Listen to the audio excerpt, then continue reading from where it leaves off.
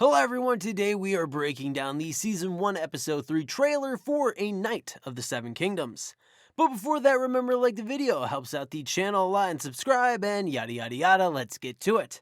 The first thing we see is Duncan Egg lounging in the grass. Egg asks Dunk if he can stay on as his squire after the tournament, because currently the agreement is just for the tourney. Egg has really enjoyed himself hanging out with Dunk and wants to continue that friendship. Dunk really doesn't know what's going to happen after the tourney, because if he loses in the first round, well, he really won't be much of a knight anymore.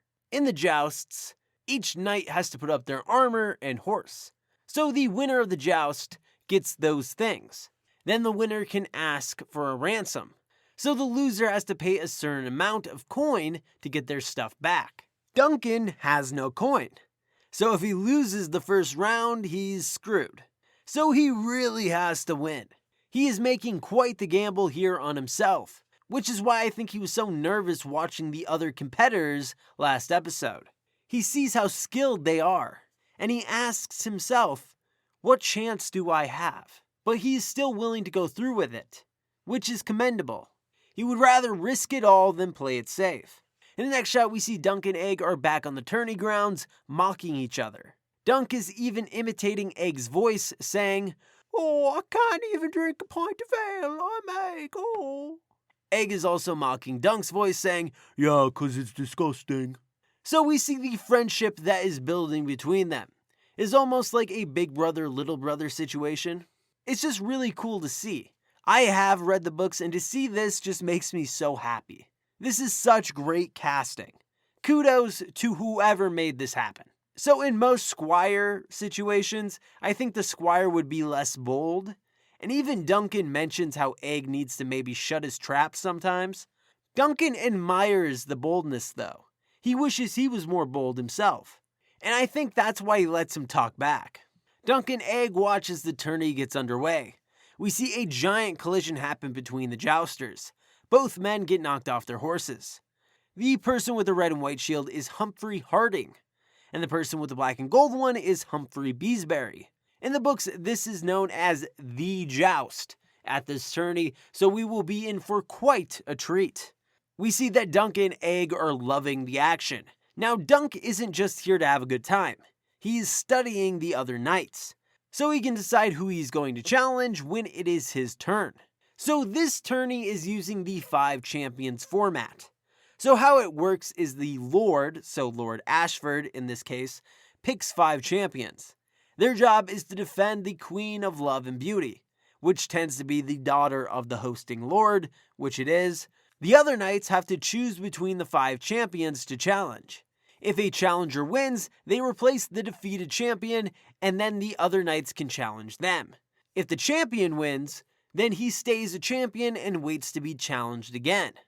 So some knights could be challenged 6 times, others could be challenged once. At the end of the tourney, the 5 left standing are the winners.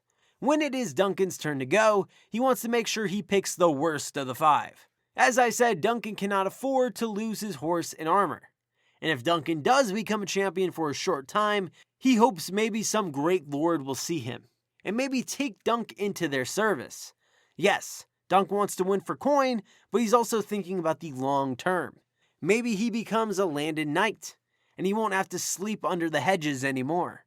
Duncan also does have some time to scout people out. The first couple of days are for the great houses and famous knights.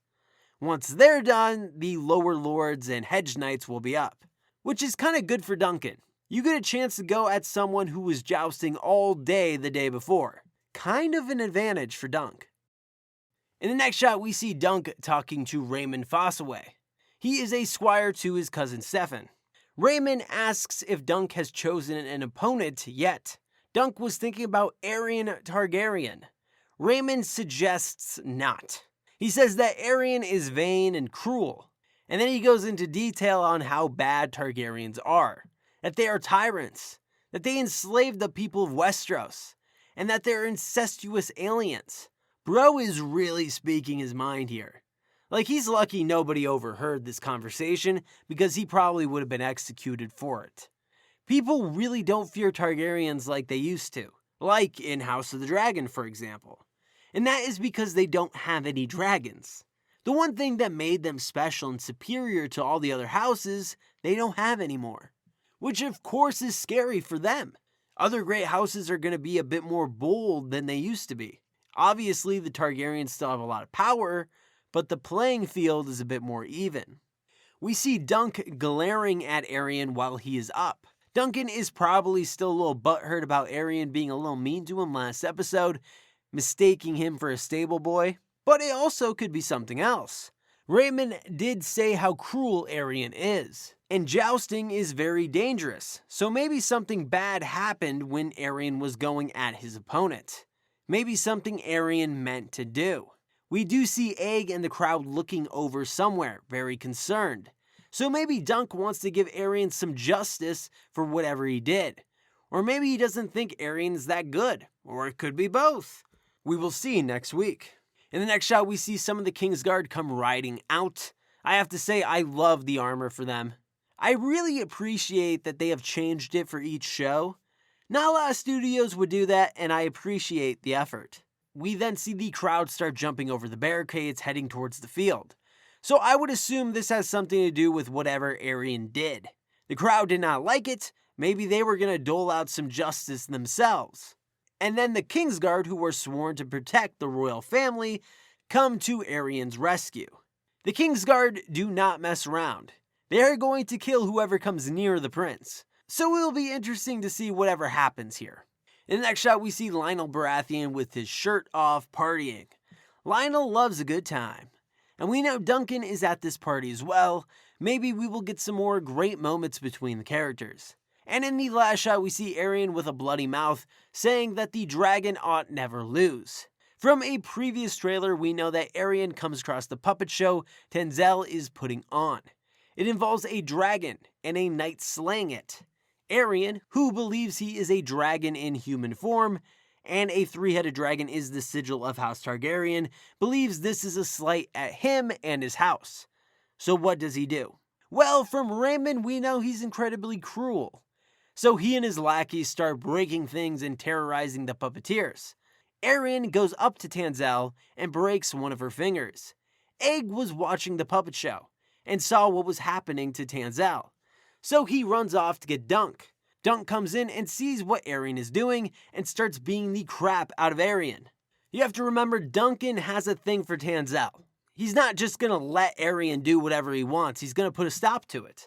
This was a mistake on Duncan's part though, because Aerion is a prince. And Duncan is going to learn that there are consequences to striking a prince, even if it was the right thing to do. But we will have to wait for episode 4 for that. And that is the trailer. What did you think? Leave it down in the comments below. And if you want more A Knight of the Seven Kingdoms content, please subscribe and like the video. Check out the Twitter link in the description below. And as always, have an awesome day.